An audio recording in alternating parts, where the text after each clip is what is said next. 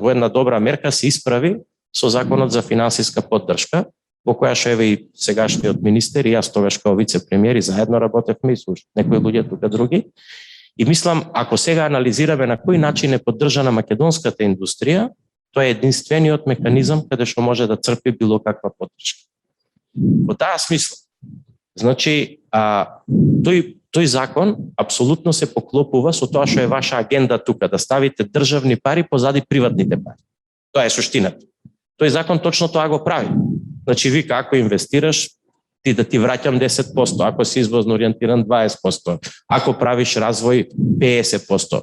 Значи, тој закон е апсолутно на релација на ова што сега вие го правите, како државните пари да ги ставите позади приватните пари, односно приватната инвестиција.